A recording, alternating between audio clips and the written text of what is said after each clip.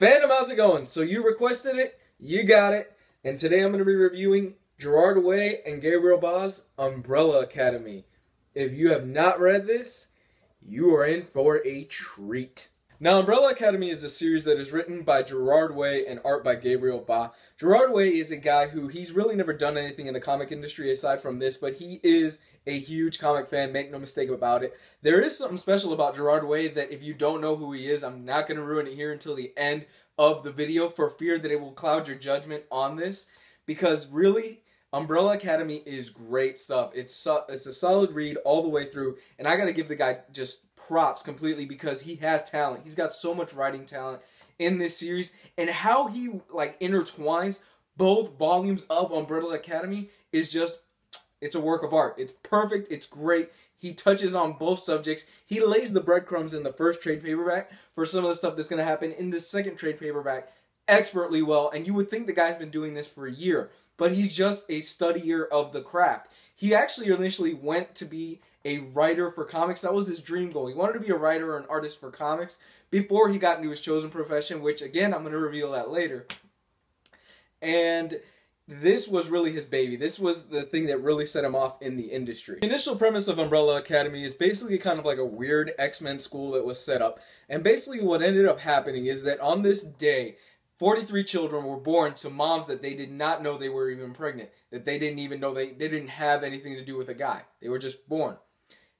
Now, only 7 of the kids actually made it through to full term. What ends up happening is that the 7 kids, they all have these kind of special abilities. For example, one of them, number 5, who is my favorite, can travel back in time. Another one is super strong. Another one is called Seance, and he's got kind of this really cool telepathic ability. It's really great stuff, and it's really interesting. Now, I mentioned X-Men in this because of the fact that they were adopted by this professor named Professor Hardgreave. And Hardgreave is creepy, he's weird, he's not a really good father to the kids. And he's also a space alien. Go figure. So, Gerard Way plays fast and loose with the writing in this. He introduces so many different concepts and things like that. Like, for example, that monkeys and chimps, they're just a regular part of this world. You're going to see them all around the comics, all around the entire world, and then some of them work for the police and everything, and they talk and all that. Just go with it. It is a crazy premise, and that is not the weirdest thing you will see in this book. I think that what Gerard Way also does best in this series is that he gives each character, each of the 7 guys, a sense of pathos. They all have their own sense of voice. They all do different things, and they all have their own abilities and how they use them. One of my personal favorites is also Rumor, who, if she says, "I heard a rumor," and then you insert the sentence, it actually comes true. And that plays a huge part into the second volume of this called Dallas. Oh, it's such a great twist in Dallas that I'm not going to give it away. But in the first volume, what happens is that number 5, the one that has time travel abilities, he goes so far into the future that he sees, oh wow, the world is going to end. And then he comes back in past 3 days before the event happens, and he tries to warn the rest of the Umbrella Academy, who are adults now, that hey, the world is going to end. We have to find some way to stop this. We have to prevent this huge meteorite that's coming. Now, on top of that, what ends up happening is that number 7, one of the children, who this is all taking place in the future where the kids are all grown up, she is captured. And number 7 is the one that throughout the series she has been told, you don't have any special abilities, you're no good, even by her own adopted father's like, yeah, you're no good or anything like that. Come to find out, they've been lying to her, that she is actually the most powerful of the 7 kids. And I'm not going to give away what her ability is, just know that it does play with the concept of music, and she is kind of the key voice and focal point of what's going to happen in the end of the world in this series.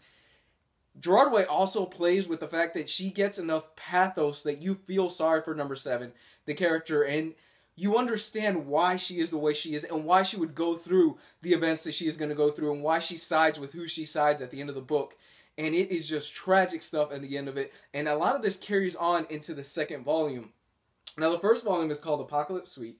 There's that one. And the second volume is called Dallas. I'm going to touch on the second volume of Dallas, which I think is a stronger volume than the first one. I think he really starts hitting his stride in Dallas more than the first one, because how they deal with the meteorite and how they deal with some of the events in the first one, it was kind of a Deus Ex Machina. I didn't really care for that. I was like, oh, you kind of just ended the threat like that. I thought, it could be handled a little bit better. In the Dallas series, what you end up finding out is that number 5, when he went to the future, he kind of, when he tried to come back, kind of fell into like this limbo space, and he's recruited by this kind of temporal time-traveling organization that they kind of keep everything in line in the time-space continuum.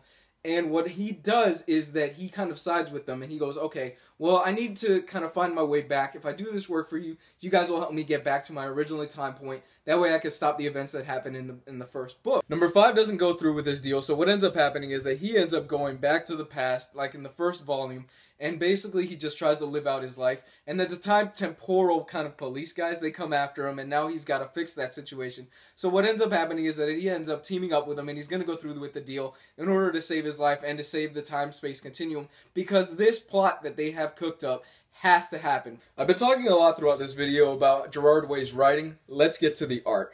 Gabriel Ba is phenomenal on this series. If you've read stuff like Day Tripper, or if you've read Casanova, you know his art style. It's beautiful, it's lush. The art on this, I just can't praise it enough, really. And the coloring on this, fantastic work all the way through. I don't think I saw a single bad panel in it at all. I will say, though, that the only thing that bothered me a little bit were the transitions from scene to scene. Sometimes they were a bit jarring, and I think that's more of Gerard Way's script. Like I said, this is the first time the guy wrote the comic book stuff, so aside from those transitions, I thought the art was beautiful all the way through. Gabriel Ba, phenomenal artist. I wish the guy would work on more stuff. I cannot wait for his book to come out this year. I think it's called Brothers or something like that. I'm picking that up day one. Do not miss this out. The art alone makes this worth the purchase, and it's so weird and it's so much fun. The series is very violent, by the way. I do not want to undercut that short. There is a lot of violent stuff that happens in them. There's a lot of guns and stuff like that. It is not for kids. This is adult-only material. I'm warning you right now. Not for anything, ludus or gratuitous or anything like that. It's just really friggin' violent. Like, a lot of bad stuff happens to a lot of the characters. And Gerard Way is not afraid of taking out a character if it helps the emotional punch of the story. Overall, if you're looking for something that's a bit weird and it's a bit out there in terms of superheroes and you want something new, this is definitely a must-buy pickup. I cannot recommend this enough. 5 out of 5 stars. I give it my full appreciation. This is just one of the newest guys in the industry that just came out swinging, and wow, what a knockout. Now, I mentioned earlier that Gerard Way has another job on top of being a comic creator. He's actually the frontman of the band My Chemical Romance. Yes, the My Chemical Romance, the band from the early 2000s that, they were associated with emo stuff and all that other mess. But the fact remains, the guy can write, and do not pass this up because you think, oh great, it's another musician trying to break into the industry, kind of like Claudio did from Coheed and Cambria. No, this is actually really great and really fun stuff. If this is your first time viewing my channel, let me know what you think about Umbrella Academy. Let me know what you think about any of my other videos. I do weekly reviews of trade paperbacks and hardcovers. Comment, subscribe, follow me on Facebook and Twitter. I'm going to put the link down below. Love to hear back from you guys. Bye.